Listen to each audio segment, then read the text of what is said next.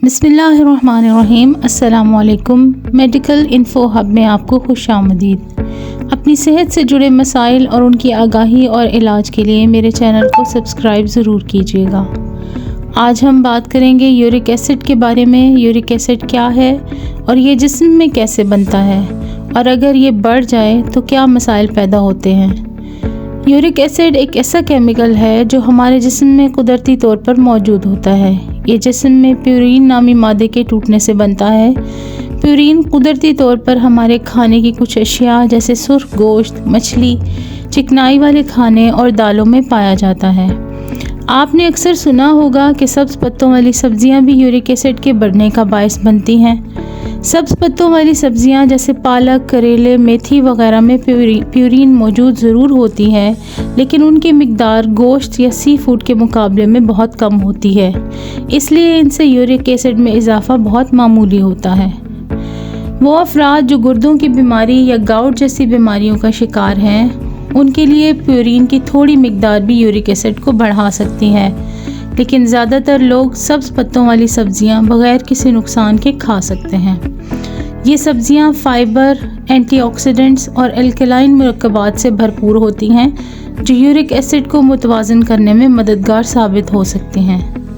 अगर खून में यूरिक एसिड बढ़ जाए तो ये जिस्म में मुख्तलिफ मसाइल पैदा करता है, जैसा कि गाउट एक किस्म की जोड़ों की बीमारी है जो उस वक्त होती है जब यूरिक एसिड के क्रिस्टल्स जोड़ों में जमा हो जाते हैं। ये uric acid crystals monosodium urate chemical पर मुश्तमिल होते हैं। गाउट एक इन्फ्लेमेटरी आर्थराइटिस की किस्म है जिसमें आम तौर पर जोड़ों में या स्पेसिफिकली पाँव के अंगूठे में अचानक और शदीद दर्द होता है। जोड़ों में सूजन और लाली आ जाती है। जिस्म में यूरिक एसिड की मिकदार बढ़ने से यूरिक एसिड क्रिस्टल्स गुर्दों में जमा हो जाते हैं और पथरी का बायस बनते हैं। यूरिक एसिड क्रिस्टल्स आमतौर पर ठंडी जगहों पर एक्यूमुलेट होते हैं, इसलिए हमारे वो जॉइंट्स जो पेरिफ्रीज कहलाते हैं, ये वहाँ जमा होना शुरू हो जाते हैं। ये पाँव के जॉइंट्स अमूमन ठंडे होते हैं और यहाँ टेम्परेचर लो होता है। जैसा कि आप जानते होंगे कि जिस्म का जो भी जोड़ गर्म होता है उसे ठंडी टकोर की जाती है, लेकिन पाँव का अंगूठा या जोड़ सूजन की वजह से गर्म महसूस होता है, मगर इस जोड़ पर ठंडी टकोर नहीं कर सकते क्योंकि ठंडी जगह पर यूरिक एसिड क्रिस्टल्स ज़्यादा जमा होते हैं। लिहाजा याद रखिएगा कि जब भी आपको यूरिक एसिड वाला दर्द हो तो कभी भी ठंडी टकोर नहीं करनी चाहिए। अब बात करते हैं यूरिक एसिड की वजूहात के बारे में। आमतौर पर यूरिक एसिड खून के ज़रिए गुर्दों में जमा हो जाता है और पेशाब के ज़रिए जिस्म से खारिज होता है। दो वजूहात की बिना पर जिस्म में यूरिक एसिड की मिकदार बढ़ती है। नंबर 1, अगर आपकी बॉडी में यूरिक एसिड ज़्यादा बन रहा है। नंबर 2, या फिर आपके जिस्म में यूरिक एसिड ज़्यादा नहीं बन रहा लेकिन गुर्दे इसे मुनासिब तरीके से खारिज नहीं कर पाते। हमारी बॉडी में यूरिक एसिड ज़्यादा बनने की बहुत सी वजूहात हैं, जैसा कि ज़्यादा प्यूरिन वाली ग़िज़ा का इस्तेमाल, यानी कि बड़े का गोश्त, सी फूड वगैरह। शुगर और बीपी के मरीज़ों में भी यूरिक एसिड ज़्यादा हो सकता है। मोटापा भी इसकी एक वजह हो सकती है। दीगर बीमारियां जैसे कि सोरियासिस और कैंसर वगैरह भी यूरिक एसिड का लेवल हाई करने का सबब बन सकते हैं। कम पानी पीने की वजह भी यूरिक एसिड की मिकदार आपके खून में बढ़ा सकती है। आमतौर पर 4 से 6 मिलीग्राम पर डेसीलीटर एक नॉर्मल मिकदार तस्वुर की जाती है। कुछ अद्वियात का इस्तेमाल भी यूरिक एसिड के लेवल्स को बढ़ा सकता है। यूरिक एसिड की खून में मिकदार जानने के लिए एक ब्लड टेस्ट किया जाता है जिसे यूरिक एसिड टेस्ट कहा जाता है। इसमें 4 से 6 मिलीग्राम पर डेसीलीटर वैल्यू को नॉर्मल तस्वुर किया जाता है। अब बात करते हैं यूरिक एसिड के इलाज के बारे में। तो अगर मरीज़ के जिस्म में यूरिक एसिड की मिकदार थोड़ी बढ़ी हुई हो और कोई सिम्टम्स या अलामात ना आ रही हों तो उसे कोई दवाई नहीं दी जाती। उसे सिर्फ अंडर ऑब्जर्वेशन रखा जाता है, लेकिन अलामात ज़ाहिर हों तो फिर इलाज शुरू किया जाता है। इसमें सबसे पहली अप्रोच डाइटरी अप्रोच होती है, यानी ज़्यादा प्रोटीन वाली ग़िज़ाओं से परहेज़ किया जाता है, जैसा कि गोश्त, कलेजी, मछली और लोबिया वगैरह, जबकि फल और सब्जियों का इस्तेमाल बढ़ा दिया जाता है।